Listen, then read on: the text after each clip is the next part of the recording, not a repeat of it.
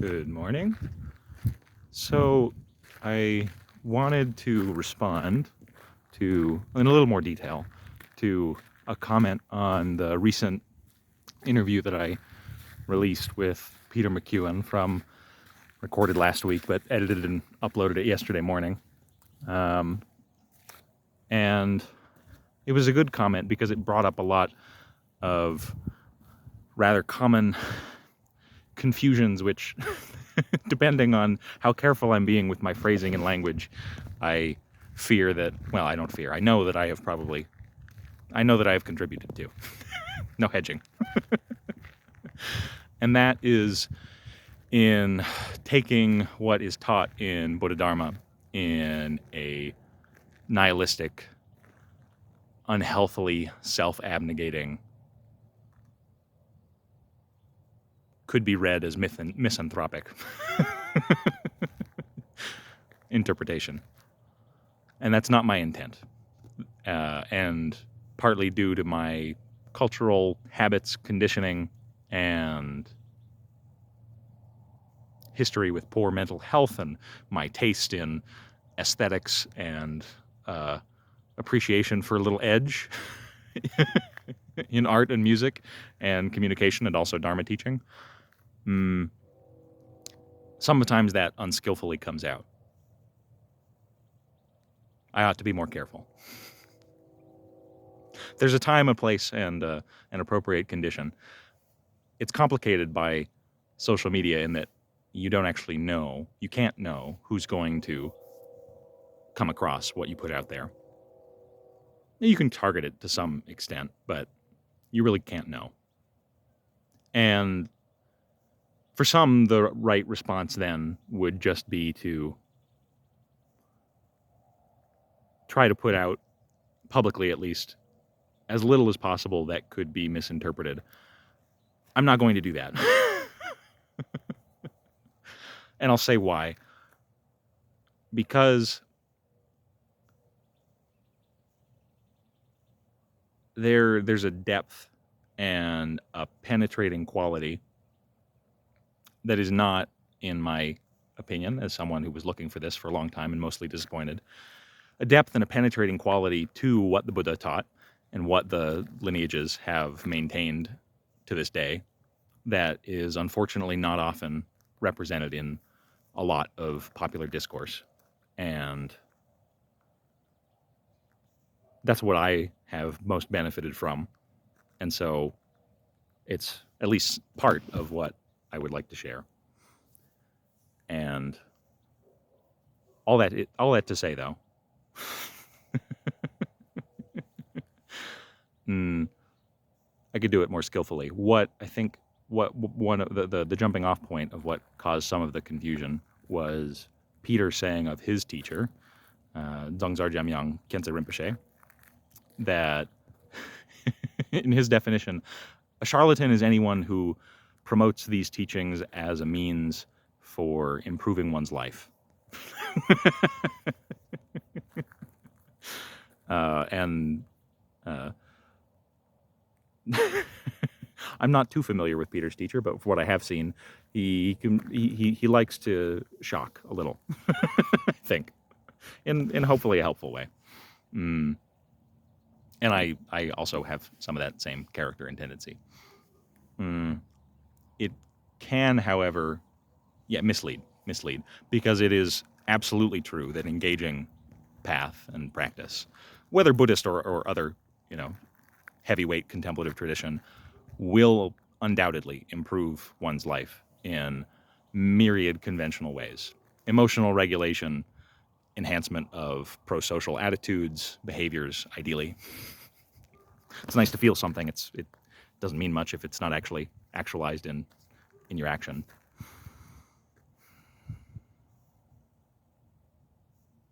And not only that, but the actual fruition, the goal, the aim, the artha of the path and of practice, awakening itself. Often, to avoid misconception, it is phrased negatively. From the Christian tradition, we could say apophatically. And while in some ways that avoids a lot of potential gross misinterpretation of its nature, of its character, in other ways it can mislead in the opposite direction, right? The one way of parsing what the Buddha taught as the middle way is between eternalism and nihilism, these twin dualistic errors. Negatively phrased, you run the risk of misleading people into a nihilistic conception of the path and the result. Phrase things positively, you run the risk of people reifying and being mistaken in that sense. So, damned if you do, damned if you don't. And the best teachers that I know personally and have benefited from, and those I most admire in writing and also in commentaries or poetry or scripture or whatever, they manage to do both well and alternate skillfully between the two dependent on context. So, with all that preamble, an attempt at a more positive characterization. There's a train in the distance, blaring its horn.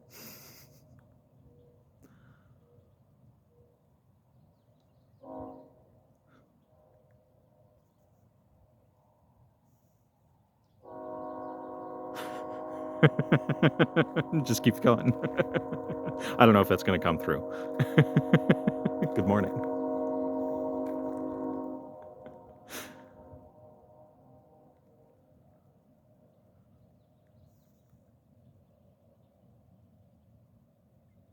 You could talk about the result in terms of loss, in terms of what is absent. The habitual, usual fixation in body and mind and the whole perceptual field of a knowing subject, known objects, relations of distance and time. All of that goes to varying degrees and then completely gone. No here, no there, no in between. Nothing seen, no one seeing, and yet, miraculously, the senses, more vivid, clear, perfect,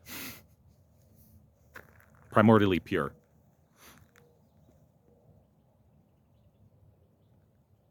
Bird song, the voice of the Buddha.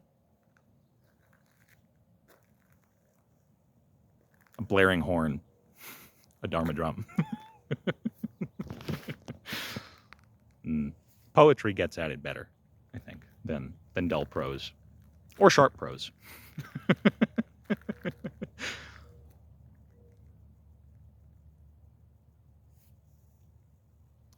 There are earlier phases in practice where there can be, and often is, great swells in temporary states or ongoingly of really truly ecstatic joy, ebullience, and that can come and go.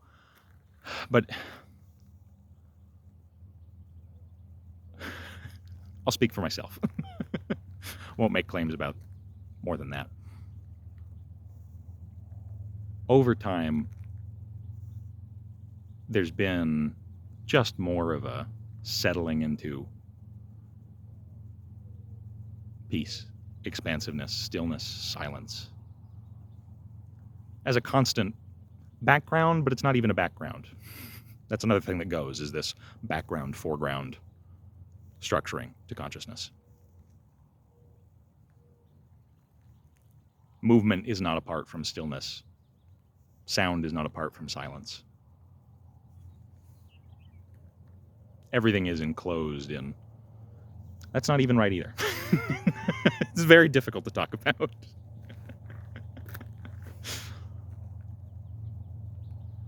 Which is why, I mean, for many reasons, but which is why in the Zen tradition, you're better off not saying anything at all, or perhaps spontaneously awakening itself puppets the body into a shout or a gesture. Ha!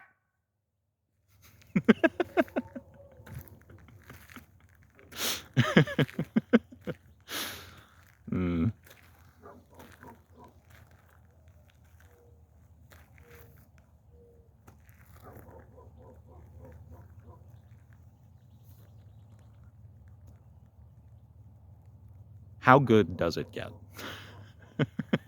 Better than I could have possibly imagined.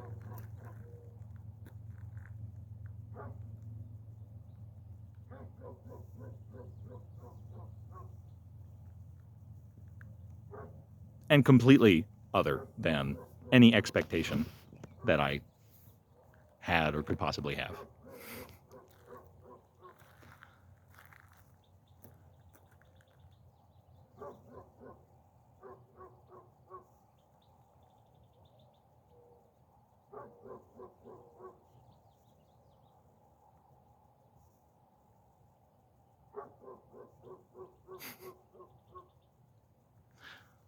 Dog barking.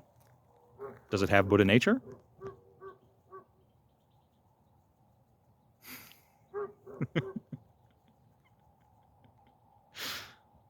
Good enough for now. I hope that clarifies something.